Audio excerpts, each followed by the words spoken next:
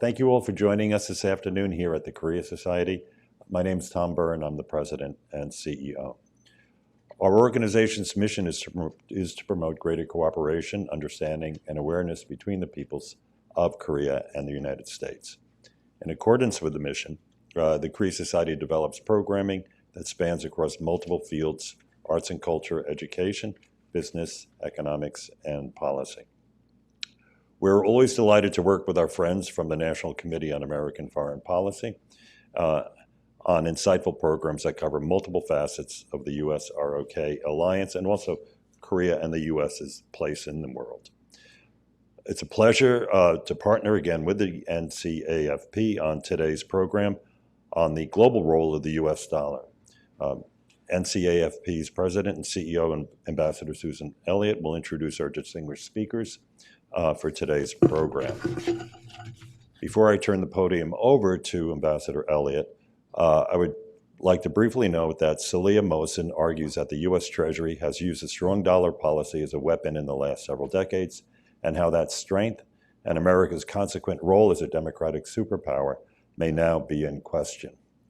I should also note that at the same time, while the primacy of the dollar in international payments and trade still remains largely unchanged and unchallenged, the credit quality of the U.S. has eroded, and it's no longer be fully offset by the U.S. government's unique credit strengths.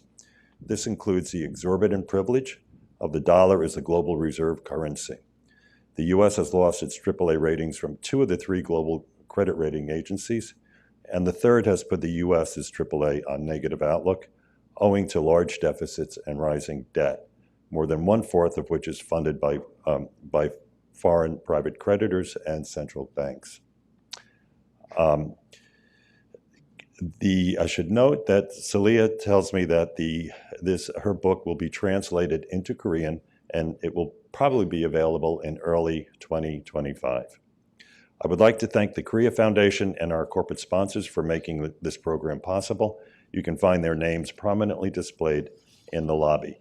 And with that, please join me in welcoming Ambassador Susan Elliott to the podium.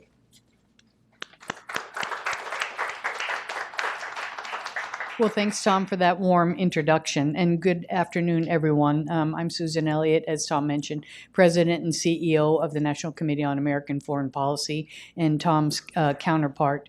I want to thank you, all of us, for joining not only today in person, which to me, I'm starting to treasure that we can get together and not have to just do things online, but also thank you to those of you joining us virtually for today's discussion. For those of you who aren't familiar with the National Committee on American Foreign Policy, it's a nonprofit, nonpartisan policy organization. We focus on informal diplomatic dialogues, which are better known as Track 2 discussions. We also look for, when we do those discussions, they are among parties in conflict, different countries. For example, we host dialogues between the Republic of Korea and Japan. We also host dialogues focused on how countries of the region should deal with North Korea. So that in and of itself is something that gives us a close bond with the Korea Society. But in addition to that, we hold special private roundtable discussions for our members and experts. We also have an emerging leaders program with next generation scholars. And again, we started that with scholars who focus on the Korean Peninsula. So another area where we have overlap and a lot of great collaboration with the Korea Society. And finally, we do public education programs like the one we're hosting, today. This year marks the 50th anniversary of the National Committee, and we remain committed to hosting, leading, and partnering on vital topics that help shape American foreign policy. And as I've mentioned, a lot of our work, especially over the last 20 years, has focused on Northeast Asia, and in particular, Korean Peninsula issues. So we are very fortunate to be, now that we've moved just about 2 blocks from the Korea Society, and really look forward not only to continuing our close relationship, but even doing more over the coming years. In addition to, Tom Byrne, I want to thank Jonathan Corrado, who's the Korea Society Director of Policy. We also have Chelsea Andre, who's their program officer, and the whole team at the Korea Society, because I can see that you've got great, IT people who are recording and broadcasting today's program. So Tom has kind of set the scene for what today's discussion is going to be, so I won't really go into a big detail, but I will just say that, America's strong dollar policy has been the hallmark of our stability and prosperity. So when I heard about Saleha's book, I thought this would be a great opportunity for us to have a discussion about it. And Jackie Adams, who is going to interview Saleha today, is a member of our board of trustees, and she suggested this would be a great opportunity for us. So, so I guess one of the things I'd like to hear about today is, so what happens if the dollar's value is devalued and the power goes down? And how will that affect, especially our relations with the Republic of Korea and other countries, not only in Northeast Asia, but around the world? So you have their bios, but I'm just going to give you a little introduction to our speakers. We have Saleha Mohsin, who's the author of the book, Paper Soldiers, How the Weaponization of the U.S. Dollar Changed the World Order. If you haven't already bought it, we have QR codes and information on how you can purchase your copy. But Saleha is the senior Washington correspondent for Bloomberg News, and in her role, she's covered the final months of the Obama Treasury Department and then the transition into the Trump presidency. She's also looked at and reported on the trade war, the economic sanctions, and parts of the Federal Reserve, Capitol Hill, and our government's response to the worst public health crisis that we faced, in a century, which was our with the COVID situation. So I also want to introduce Jacqueline Adams, who is going to engage in the dialogue today with Saleha. For those of you who don't know Jackie, as I mentioned, she has a long and distinguished career as a journalist, author, and convener. After more than 2 decades as an Emmy Award-winning CBS News correspondent, she launched a second career in strategic communications.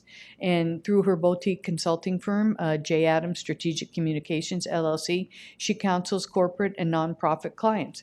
And we're fortunate that she agreed to be part of our board of trustees. So we get her wise counsel whenever we ask for it, which is really great. So thank you, Jackie, for that. So she also serves on the board of directors for the Harvard Business School Club of New York.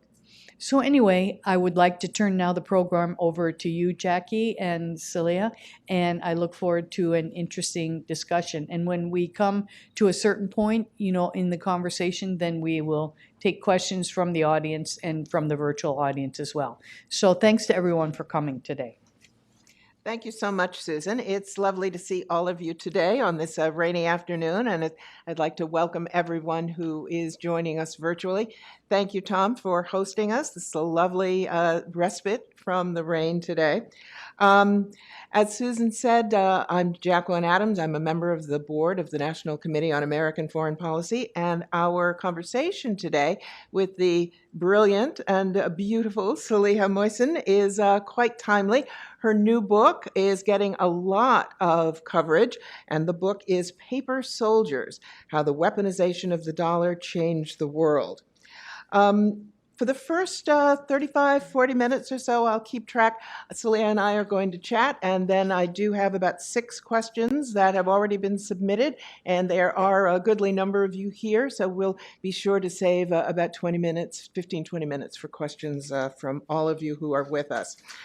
In the interest of full disclosure, I first met Saleha in 2018.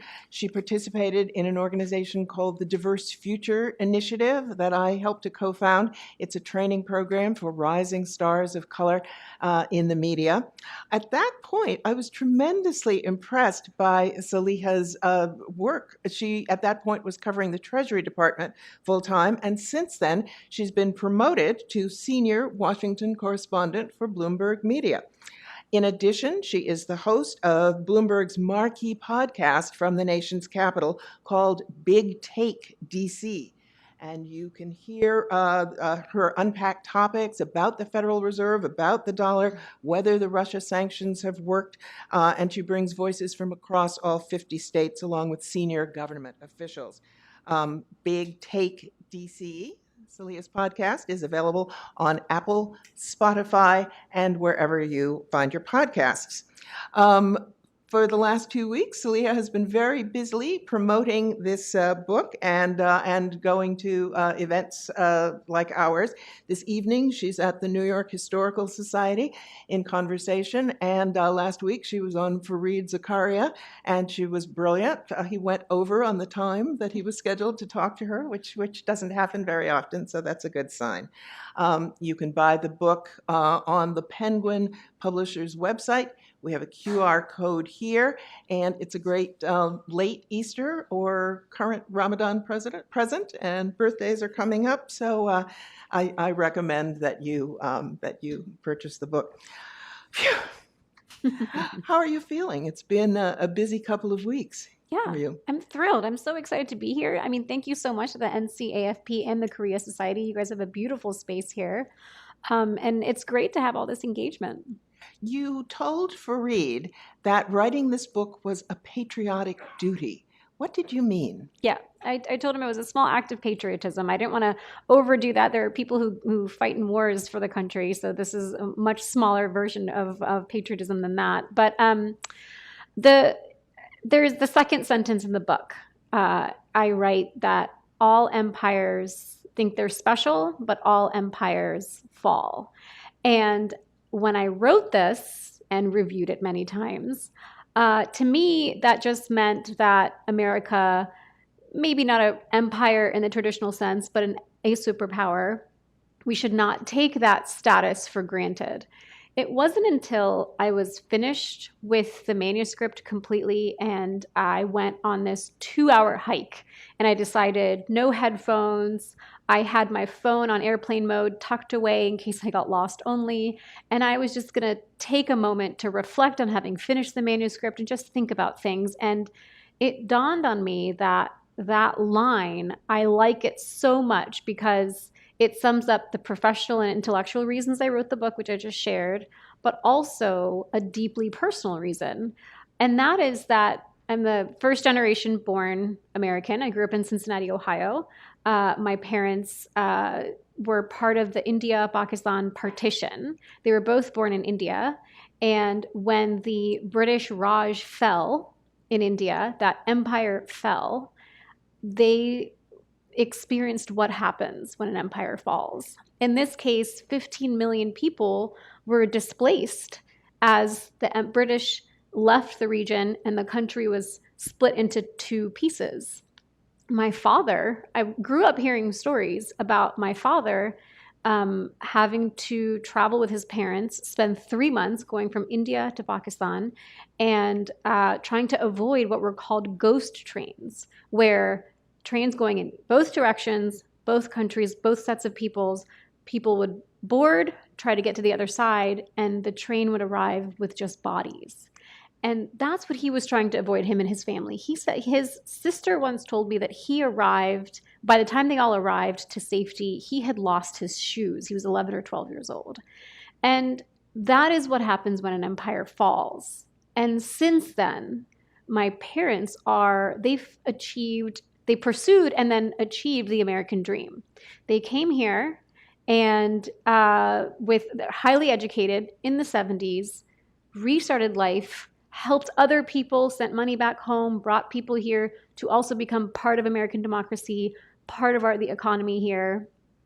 And I would hate to think that their sacrifices to leave their culture and heritage and family behind, to come to this rising superpower just in 1 generation, or maybe 2 generations, maybe their grandchildren would then experience the setting of the power that the U.S. is. Well, that leads us to the central theme of the book, and thank you for sharing that deeply personal, very moving story.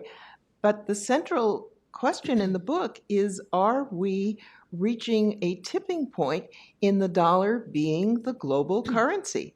How close are we? Because there are arguments clearly on both sides of the point. And Jackie, to me, where we are in terms of the dollar's power is the same as saying where we are in terms of our democratic and global strength as a superpower in the world.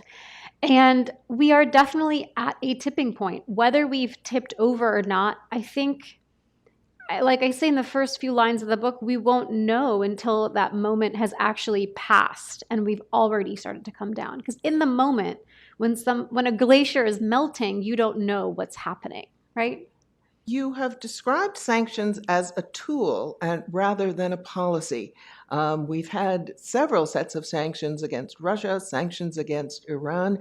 Are they working, or is there sanctions fatigue? Jackie, that's a conversation that is a debate that's raging in every economic and political circle in every capital of the world right now. The U.S. unleashed the heaviest sanctions package ever imposed on February 26, 2022, which is the starting and ending point of my book. And the U.S. wasn't alone. I think what people forget, everyone says there are U.S. sanctions on Russia. What people forget is that more than half the world's GDP were represented in the action. It was multilateral. More than 30 countries joined the U.S., but the U.S. led the effort. Most of those countries joined because the U.S. was leading the effort, and the U.S.'s piece of that action had the most impact. Sanctions are a tool of foreign policy and geopolitical strategy. So to say that sanctions have failed is kind of like saying my house fell apart, so the hammer must have failed. But really, the hammer is a tool that is used by the architect of the house or the building contractor. And to take that analogy to sanctions, sanctions are the tool. You can say foreign policy or our geopolitical strategy is what failed in that moment. There's that part of it. The other part of it is that it depends on what the goal was. Now, I'm a reporter. I cover White House officials, Treasury officials, State Department officials, lawmakers, and when I ask them a simple question and I don't get a simple answer, I say, well, if you're explaining, you're losing, right? But I also find myself explaining on economic sanctions because they're really complicated. It depends on what the stated goal was. If the stated goal was that these sanctions will do X, and X has not happened, then you can say that they failed. But along the way, even the White House has muddled the goal of sanctions. When they were first unleashed, President Biden came out not a month after the sanctions came through and said, oh, the ruble is now rubble. The ruble plummeted 30% in value. So then, okay, the president of the United States is saying this is how we measure whether sanctions work or not. Now the ruble has recovered, and the Russian economy is actually expected to expand by maybe 2.1% this year. The other measure you can look at is that Russia has imported $1 billion worth of microchips from the US and Europe without violating sanctions. And those chips are helping their war technology. So it's very porous. So it's too soon to know whether they've worked or not. It's a complicated question to ask, but I think it's important to be asking and to be holding the US-led coalition accountable for its actions. There are a number of BRIC countries, Brazil, Russia, India, China, who have been threatening, who have been talking about perhaps de-dollarizing. Saudi Arabia is another part of that conversation. And even our allies like South Korea have to be thinking about this, given the porousness of the sanctions to date. How should these countries who have to gauge their relationships with the U.S. and U.S. domestic policies, how should they be thinking about their own currencies and how closely to ally to the dollar? I think it's an important conversation. While I'm sitting in the Korea Society space, I think I should note that, when you hear from President Biden and Treasury Secretary Janet Yellen that they are promoting a Buy America policy, which is an extension or another iteration of Trump's Make America Great Again or America First. They also talk about friendshoring, and that includes close foreign policy and trade partners and allies like South Korea. South Korea is sort of part of the friendshoring rather than an adversary. But the reason I think in Asia, particularly, the discussion of de-dollarization has really resonated is because there's the US-led coalition of the world, and now there's the China-led coalition of the world. And when you talk about the world's reserve asset, people love to talk about who or what could be next. And the most common question I get is, oh, could it be the yuan? And there's huge implications across Asia, including and then the rest of the world, if that does happen. Or if the BRICS plus countries or the Gulf states where a lot of oil trade is controlled decide we're going to come together and we're going to find a way to trade outside of the dollar. I would say, on the one hand, there's nothing wrong to a diversification of the world's assets and how they're used. The dollar is so central to our global financial system. It's as central and entrenched as the English language as lingua franca, that you can't get rid of it easily. So no big deal if someone else is trading bilaterally in other currencies, especially if it makes other economies stronger. That's good for the global economy, and so then it's also good for the U.S. But the thing to kind of watch for is what happens when there's a crisis in the world somewhere, whether it's a regional crisis, a local crisis, government instability somewhere in Latin America or Asia or anywhere else, or a regional banking crisis. If you see countries fleeing to the US dollar and our treasuries market, right there is proof that de-dollarization has not really taken a hold. You talked about crises.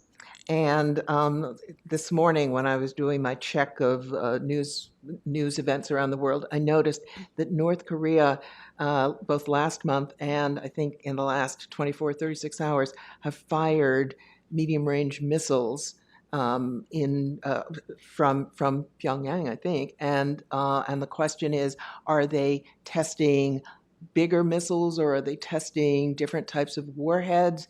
And I know I got a question from those of you here at the Korea Society who are concerned about the UN Security Council resolutions on North Korea, and they're banning hosting overseas workers and purchasing North Korean weapons, and those sanctions, those provisions are being flouted by the Russians and the Chinese. So this is kind of a jumble. We've got economic challenges, we've got military threats going on at the same time. Do those constitute, or are they the beginnings of the kind of regional crisis that you're concerned about? I think so. You're bringing up North Korea, and there's so many U.S. economic sanctions on North Korea, and you have to wonder what the effect there has been too. People talk about Russia, but we can also talk about North Korea on that front as well. Sanctions can start, it's big, loud movements, right? And they have an effect, and there's big headlines. But the part that's unsaid and that is underutilized is sanctions enforcement. If we're talking about North Korea and we're wondering, have the U.S. sanctions on North Korea actually done anything to stem their nuclear ambitions?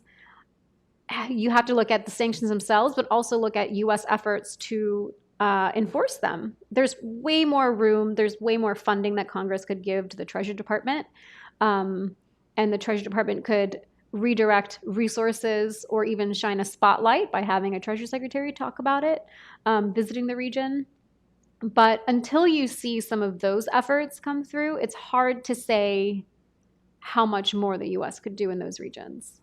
So again, the point that you made in the previous question was that a real threat to the dollar could be a regional crisis. Do you see, as you talk to the various Treasury Department officials and White House officials too. Are we nearing a crisis in any place in particular beyond, larger than the crises that we're already facing in Europe? And I guess Europe is the main one. I think the biggest threat really is just the global fragmentation. The U.S. was crowned, and I write about this in the book, the dollar became the world's reserve asset by design. In 1944 at Bretton Woods, economic officials from 44 countries came together as World War II was ending to say, we need to become so economically integrated that we don't go at war with each other again. Because if I punch you, then it hurts me. And that's what they accomplished. They created the World Bank, the International Monetary Fund, and by design, everyone said, okay, now the U.S. currency is king dollar. When you do that, you've given the U.S. this power. And the biggest threat is not going to come from anywhere else. It's going to come from inside the U.S. I had a couple of really interesting interviews for the book. One of the ones I talk about a lot is the one with Hank Paulson, who was George W. Bush's third Treasury Secretary. Frankly, we were lucky to have him at the time that we did. You know, you can, all the criticisms aside of how he managed the crises. He said to me that, and it's something he had said many times, people say it, and I thought, oh, this is a throwaway line. But when he said it in the context of the dollar and de-dollarization, it resonated differently. He said to me that as long as the U.S. remains strong ourselves, then no foreign threat can touch the U.S.'s economic heft, our superpower status, and definitely not our dollar. So other countries can de-dollarize if they want to. Chances are, if there's a crisis somewhere, they're going to come to the dollar for safe haven investments. As long as our democracy remains strong, our rule of law is preserved, our agencies remain independent, like the Federal Reserve, Supreme Court ethics scandals, we figure out a way to revive trust between the American public and our courts and our government. So the biggest threat is actually not outside anywhere, it's inside. We've met the enemy, and he is us, I guess, or she is us. A few weeks ago, just also in the interest of discussion, Saleha and I had a similar discussion a few weeks ago, so we kind of know where we're going in this talk. A few weeks ago, I heard a discussion by Austin Goolsbee. He was an economic advisor during the Obama administration, if you recall, and currently he is the chairman of the Federal Reserve Board of Chicago. And he just, and I didn't ask the question, it just came organically, he just poo-pooed the notion of de-dollarization. He said that many countries use the dollar even when they're just trading among themselves, not with the U.S. Is he overconfident, Goolsbee? I don't think so. I think that the de-dollarization conversation is important and we should pay attention. The U.S. is the world's largest economy. If you take numbers 2, 3, and 4, put them together, then you get bigger than the U.S. So that itself is one reason to think that the dollar is so deeply entrenched, it's going to be too hard to shake it. China doesn't approach the size of the U.S. economy? No, it's still number 2, but it's not that close. We're either $4 or $7 trillion apart. And I know those are two very different numbers, but when you get that high with the trillions, you start to wonder what matters. But I think that what's interesting is that the U.S. White House and Treasury officials are freshly in a defensive posture when it comes to talk about the dollar. It used to be that people would say, get a Treasury Secretary to pontificate on the dollar and currency policy, and they wouldn't say much. Oh, strong dollar is in the nation's interest. Like, we're super strong. No one can touch us. Now you will hear Janet Yellen or Joe Biden or Jake Sullivan say there's no threat to the dollar and there's no alternative anyway. The minute you're saying, well, there's no one else, you're defensive. So clearly they have taken notice that you have government officials around the world saying, even officials from allies, from friends of the U.S., saying maybe we are too heavily exposed to the U.S. And it's not because necessarily Russia sanctions. It's not necessarily because the 2008 financial crisis, American made, people still came to the dollar when they needed a safe haven. It's because the U.S. is looking uncertain. When the dollar, if you pull it out, you look at a dollar bill, it says "In God We Trust," but actually, what that dollar means and represents is credibility in the U.S. And it's just how we're viewed. It's so fragile, actually. So if we have so much uncertainty internally, political chaos, and eventually let's talk about the deficit, then we are going to hurt ourselves more than anyone else. So when Goolsbee says that, he's right. We should be confident, but not complacent. But that confidence is from no other threat out there. Where we should not be so confident, but also just be thoughtful, is the internal side. Just as a baseline, what are the benefits to the U.S. economy of being the global currency? So first, there's two definitions to a strong dollar. One is just the mechanism of the exchange rate, that we just have a strong currency that can buy lots of yen, lots of goods in euros and other currencies. The second one is just the hegemony, the centrality of the dollar. The world runs on dollars. You could be a Russian oligarch. You could be a multinational company. You could be picking cocoa beans in Ghana, and you need the global financial system to engage in commerce. The global financial system is underpinned by the dollar. Now, the benefits are that because we live in a country that is the owner of the world's reserve asset, our mortgage rates are the lowest possible. Because of that, anytime we have credit card bills, credit card debt, or auto loans, all of our interest costs are as low as they could possibly be, especially considering our debt profile and how massive our government deficits are that low because the world has an insatiable appetite for dollars. So they want our debt because investing in this country, they know they're going to get a return. So that's the day-to-day benefit. The larger benefit is that, one, it gives us a cushion if there's a crisis somewhere else, because we will always have lots of dollars and people will always be investing. It also means that we have, great advancements, innovation, inventions, technological, pharmaceutical, because we can invest so much in research and development because we can finance such a massive budget deficit. You have hinted several times at our current political season, presidential political season.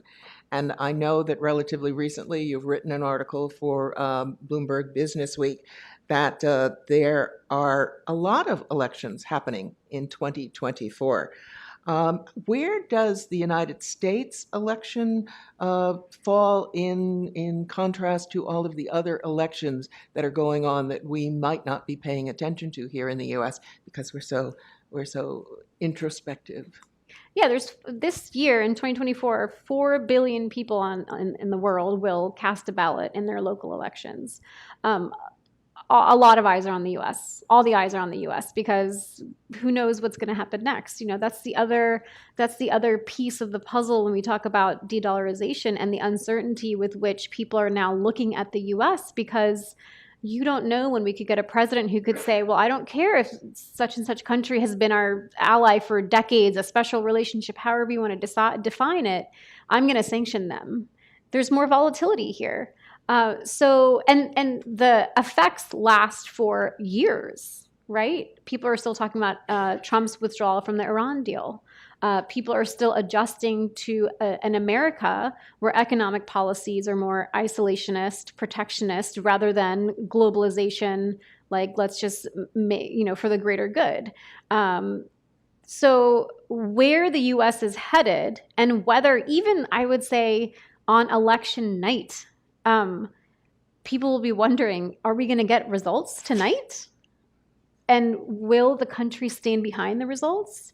Because the kind of questions that now happen around our elections, they've not happened in living memory, and they tend to happen in unstable countries. So, what I hear you saying is that there are two major threats to the dollar: the size of our debt and the uncertainty about our upcoming election. And those are both domestic. And they're both connected because in order to deal with our deficit, you need bipartisanship. You need Congress, lawmakers, to be able to agree on anything. Pick it. What color is the sky? Let's get you to agree on this. Unless that people can start agreeing, you can't make the tough decisions that it's going to take to cut our deficit. It's at $34 trillion. Bloomberg News just put out a story today. Our economics team did this really big project where they looked at like hundreds and hundreds of scenarios of whether tax cuts could happen, what could happen with Federal Reserve interest rates, where health care policy could go, where economic sanctions could go, de-dollarization efforts. No matter how you slice that pie, the current debt outlook, our fiscal house, is not in order. And if you go back to thinking of things in the term of like the US being a superpower or empire, most empires start to lose their power because of deficits. So that brings us full circle. Is the debt the chink, the proverbial opening point in our global financial armor?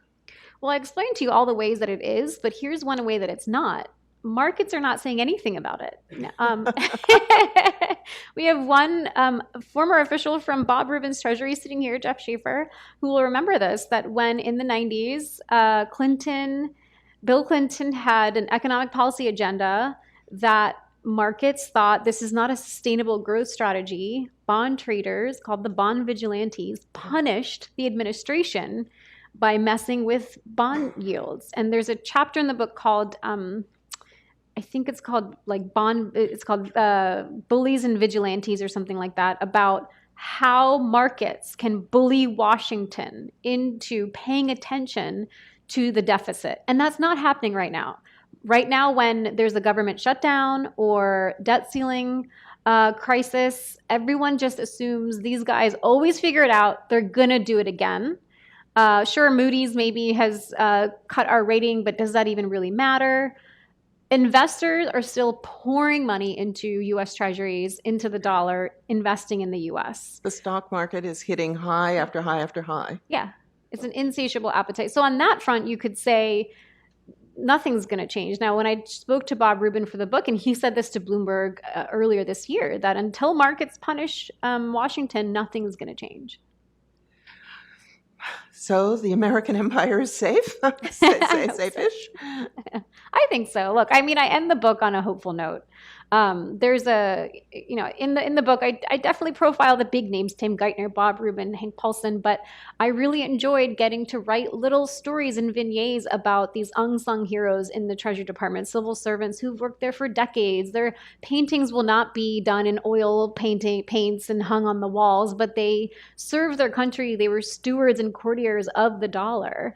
And there's one in particular, who he gets this question. He left government. He retired from government, and he says, "I get this question all the time. What is this everything? What does everything mean for the dollar? You name it, and they want to know what it means for the dollar." And he gives a line of Shakespeare, and this is the note that I end on the book on: "The fault, dear Brutus, is not in our stars, but in ourselves. So let's look inward."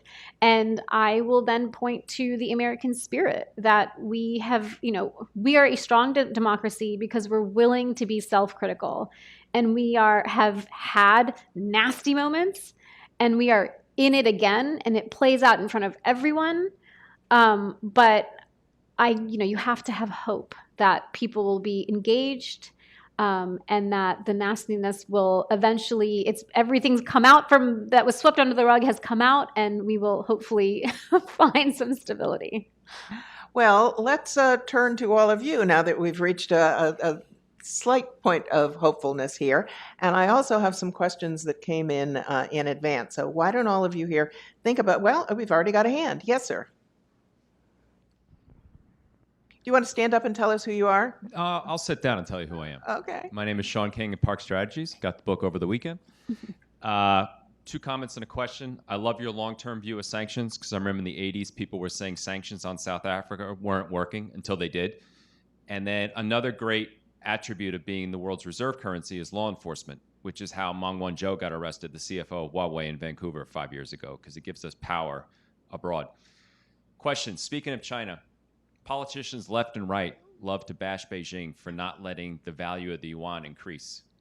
But wouldn't that be at the U.S. expense? Because if the yuan is more powerful and stronger and more traded around the world, doesn't that diminish the dollar's long-term value? Thank you. I think any currency, that's a great question, first of all. And thanks for bringing the book. I'm like thrilled when I see it in the wild. I can't even believe it. I think any currency, there's this great, if you're really into the yuan, Congressional Budget Office put out this great report about how other countries lost the ownership of the world's reserve assets. So they looked at the Dutch florin and the British pound sterling. Usually it's the world's largest economy that owns the reserve asset. Any country that wants to own it can own it, but you have to meet a standard. So the yuan, I think the biggest case against it, and to me, I only see cases against it because it's not, the rules of supply and demand don't apply to it. The government heavily controls the Chinese yuan. What investors globally want is predictability and stability. That's why they're uncertain about America right now, because we don't have predictability and stability right now on a lot of fronts. When we had our credit downgrade, it was because of politics getting in the way of our fiscal, getting our fiscal house in order. So even if the yuan becomes this large currency, even bigger than it is, until China's government and how they run their economy is transparent, it can't compete with the dollar. One of the moments that helped crystallize for me what the book was going to be was January 6th. The insurrection happened, and setting aside everything else that you see and you feel that day, a couple of weeks after that, Bob Rubin wrote an op-ed for the Washington Post. And he said, faith in democracy and faith in markets go hand in hand. And that's, for me, I realized that the dollar and democracy are one. So then think about China. If China's government is not open and cannot be trusted by their own people or by foreign governments or companies or business people the way the US dollar and the US government is, it's not a real competitor. I have a question that came in. Thank you. Oh, and by the way, in case any of you want to hear Bob Rubin, he is going to be one of our honorees at the NCAFP Gala in October 24th, isn't it? So as we figure out the program, maybe we should have you come and interview him for that program. So I can't promise that, but it's an idea. Here's a question that came in earlier. How does from Jacqueline Meziani, how does digital currency play a role globally, if any? And can you talk about the status of central bank digital currencies? Yeah, this is interesting because you can't. When I was researching the book, and I have this in one of the chapters, that in the 1860s, when the Civil War was we were in the throes of the Civil War, Treasury Secretary Salmon P. Chase saw we've got no money. We need a paper currency, something that's not pegged to a commodity like gold. And at the time, there were some lawmakers who said a paper currency would be immoral. And I think that's interesting. That's something that now we take for granted. It's in our pockets. Everyone has a paper currency is immoral. So that's where we're at with cryptos and Bitcoin and CBDC, central bank digital currencies, where there's confusion. Is this really a thing? Like mining, how do I find it? Why are there pictures of Bitcoin if they don't exist? So you don't want to dismiss anything. When I was writing the book, there is one mention of cryptos in the book. It was by design. I decided that either there's a couple of chapters on this or there's very, very little. I think the world's reserve asset needs to be backed by a central bank and a government. So cryptos are then ruled out. A central bank digital currencies, there's a lot of debate. Maybe the Federal Reserve in the U.S. is behind in creating that because China is way ahead and we're always racing against China. The thing is that when the U.S. does something, puts their mind to it, we get there first. I was just watching a movie about the moon landing in the 60s, and I think Russia had some technological breakthrough before we did, and everyone thought Russia will get there first, and boy, did we overcome that once we put our mind to it. But I do think that CBDCs, as long as, like, it's in its name, central bank digital currency, there is something there, but it's still tied to a currency. The Fed can issue, or the US could issue, a central bank digital currency. It's basically the dollar. So until we know more about what this new animal looks like, it's hard to know what to predict. Any more questions? Yes. Yes. We're waiting for. But my question is Russia in some way a case study for a country that has de-dollarized, because its foreign exchange assets are seized by Western governments. It has been expelled from the SWIFT international payment system, and so it's not conducting transactions, as far as I know, international transactions in dollars. But yet, as you mentioned, it hasn't collapsed. The ruble has recovered, and it might have economic growth this year. So how does this work? Is it because the world is now, the U.S. is no longer the global hegemon, and the revisionist powers led by China are an alternative to the dollar? I think it's a brilliant case study, actually, to look at Russia's economy and to see how it's reacted, how it's been nimble, and some of the preparations. Because in advance, between Crimea's annexation in 2014 and 2022 with Ukraine, Putin had taken his war chest, $500 billion, and divested away from dollars quite a bit, and moved toward gold and yuan and other assets. So there was he laid some groundwork. And then now, when sanctions came down on Russia, it was interesting to see that wealthy Russians were looking for a way to store their wealth, but not in dollars, because they needed to be able to access it somehow at some point. So they were buying Bulgari watches and Rolexes, thinking, well, at least it's somewhere, because we don't want it in rubles. And there's a couple of great examples. There's two more recent ones. One, Russian local companies are raising debt in yuan, local debt in yuan, but they're running into roadblocks, which shows that you can talk about de-dollarization as much as you want, but when it comes to the reality, it's harder to ditch the dollar than you'd think, because there's not enough liquidity, and there's volatility because of all the government intervention in the yuan. And so those businesses say, well, we can't count on this investment because we could turn around and come back to it and it's not there, or it's melted away. Whereas the dollar, you can leave it, but you come back even 10 years later, you will find it, because the U.S. will always fulfill its faith and credit in its debt. And our country was built on that. It's one thing I should mention. Alexander Hamilton said that our debt is the price of our liberty. So we need some debt, not as much debt as we want. But returning to your question, I think Russia's a great case study. It's showing all the roadblocks, but that also means that the next time around, someone can say, okay, these were the roadblocks the last time a country tried to get away from the dollar, and let's overcome that as we pave the way for the next move.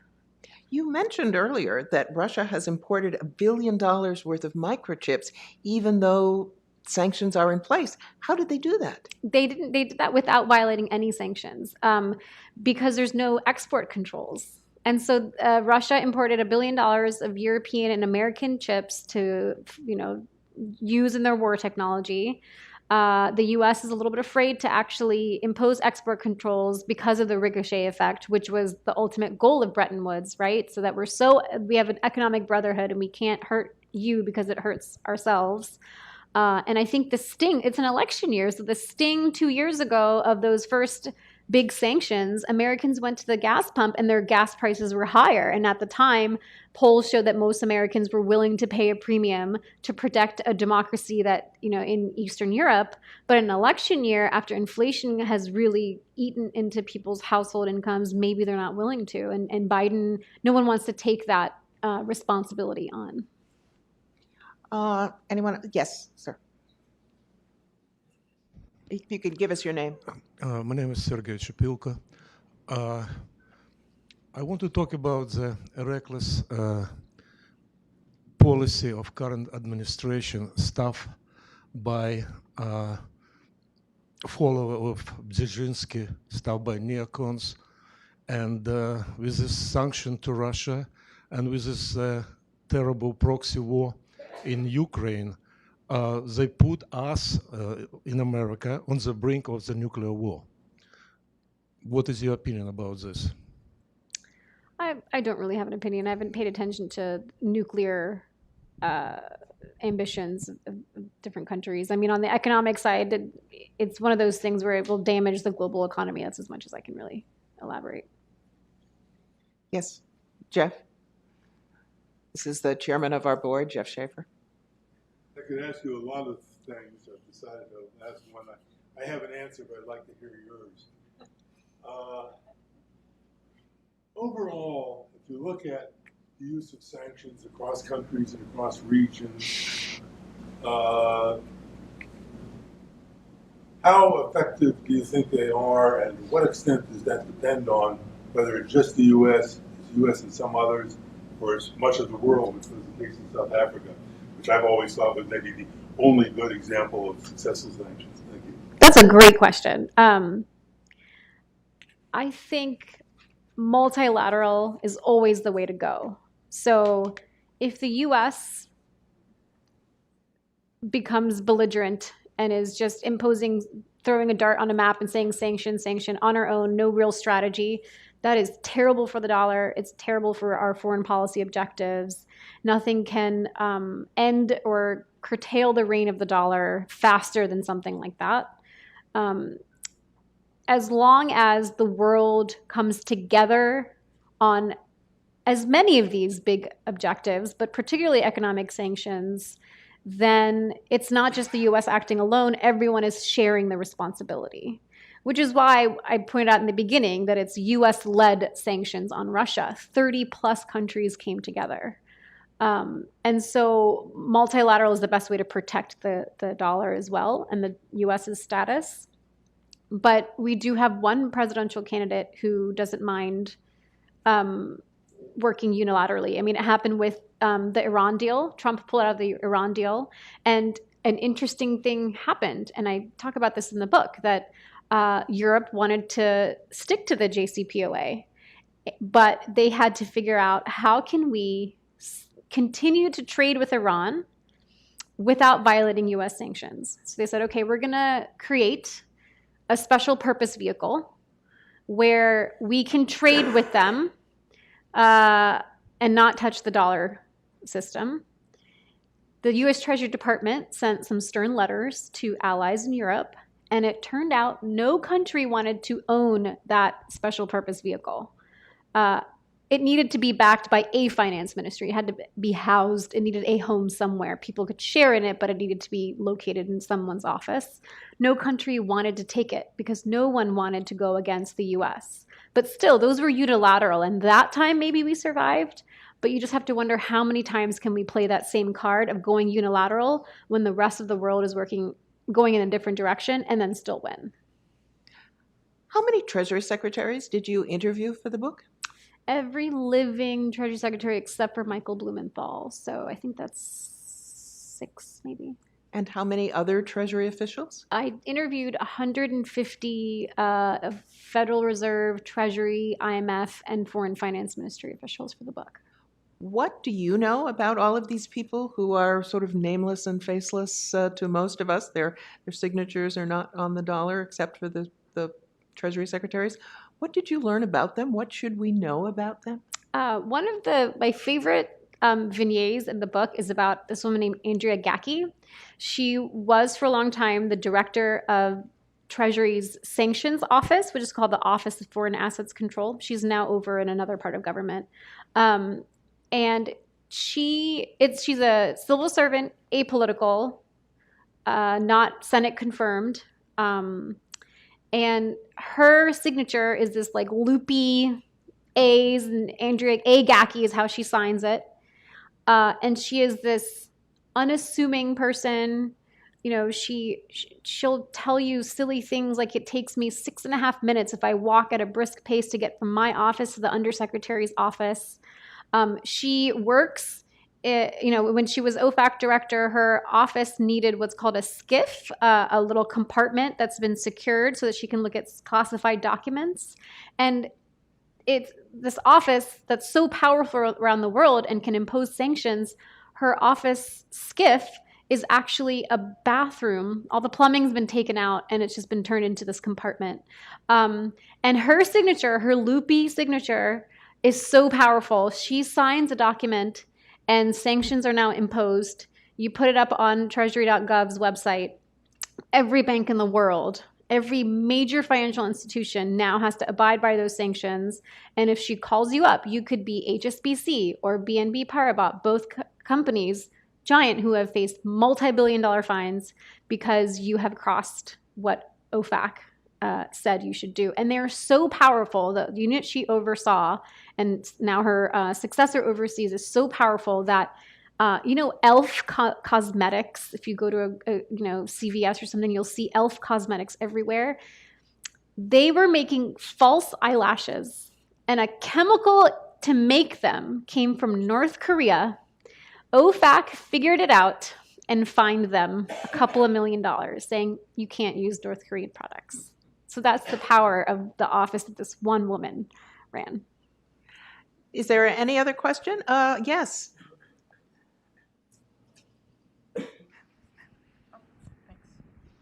Sheila. Yes. Hi, I'm Sheila Hopkins. My question is this. Given that the dominance of the dollar is very much tied to the strength of our democracy, which is in a not so healthy condition right now, what did you hear from the secretaries that you interviewed regarding their view of whether our democracy will survive what we are currently going through? That's a great question. And that should be the final question because it's already, we've spent an hour here. So when I interviewed Tim Geithner, he was Obama's first Treasury Secretary. I think he was the last of the Treasury Secretaries that I spoke to. And I spoke to him in January of 2022. So this is before Russia invaded Ukraine, before those big sanctions came down. But, we'd been through January 6th. We'd been through Trump. We still had a Congress that was divided and a country that was so divided. Not everyone could agree who won, the 2020 election. And, as a journalist, usually I don't show anyone my questions when I'm interviewing you. For the book, I did, because I'm asking these people questions about something that happened 15, 20 years ago. So yeah, I want you to be prepared, right? He went through everything. It was a lovely conversation. At the very end, he said, before I let you go, Saleha, I just want to add one thing. I know you've got your idea for what your book's going to be, but I just want to say that the integrity and credibility and power of the Treasury Department, it's not in a statute in law somewhere. Other finance ministries in the world, there are laws that give them the powers that they have, not in the U.S. He said in Treasury, that integrity comes from the people who work inside the building, the civil servants all the way up to lower level political appointees, and then Senate confirmed officials, and then the Treasury Secretary, his or herself.